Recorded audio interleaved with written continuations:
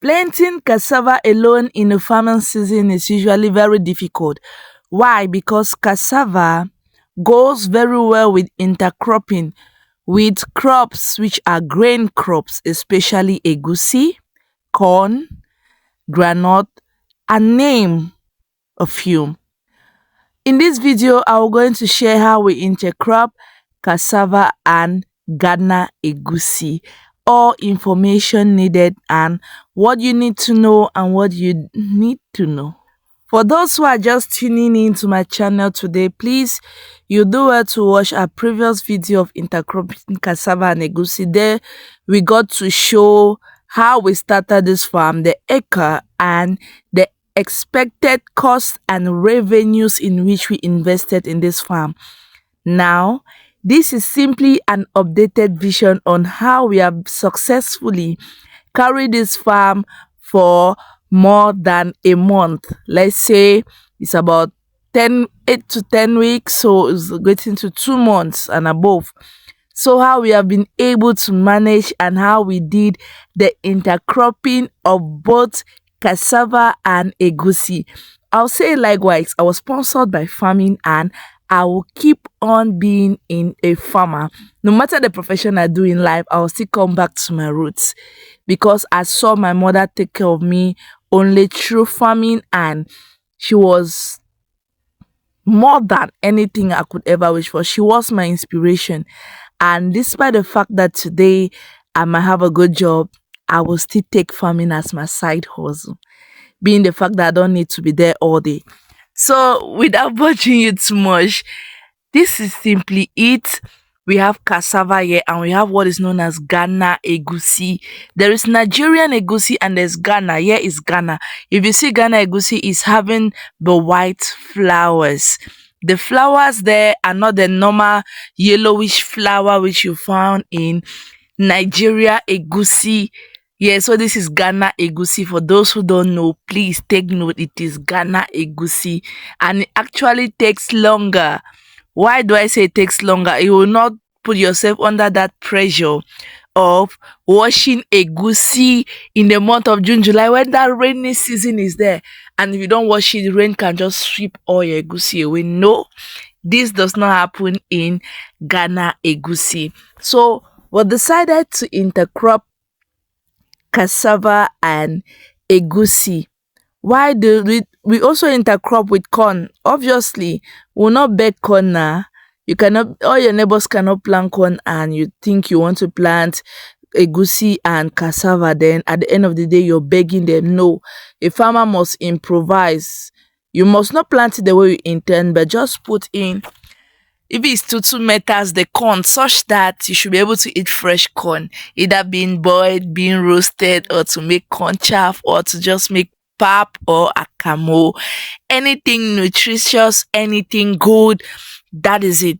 For those who don't know Ghana egusi usually have a nature where if you go to the market, it's not short, it's very long. Yes, that's its own nature. It's just long and it takes longer. Now let's look at this 1 hectare. I want you to know in this farm we first of all planted cassava.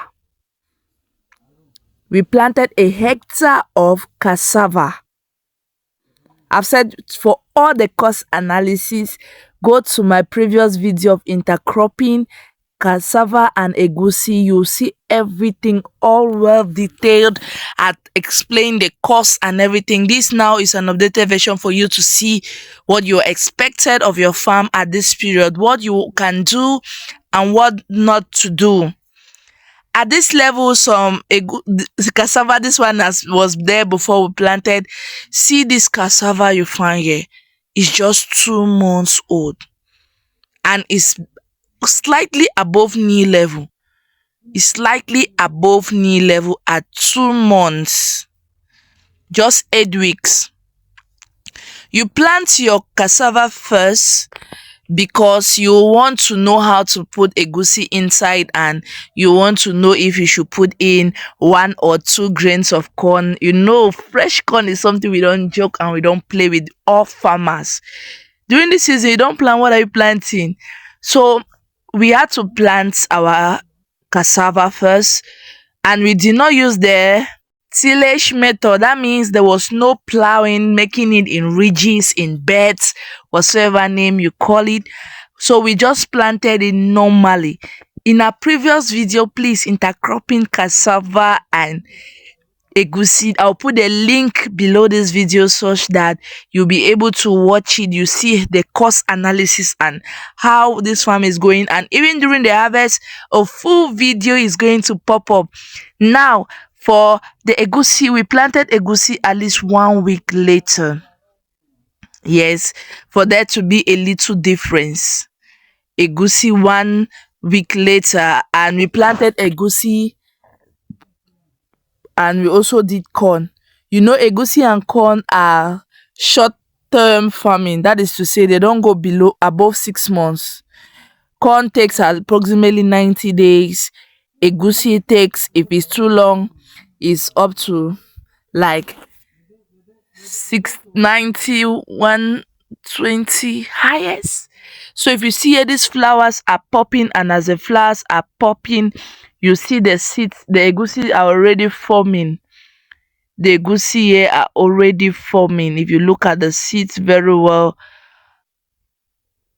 you'll find it in the course of the video how they are forming and how it's growing, how things are changing, and how corn, and we are expected to remove at least 5 tons of cassava and 6 tons of egusi.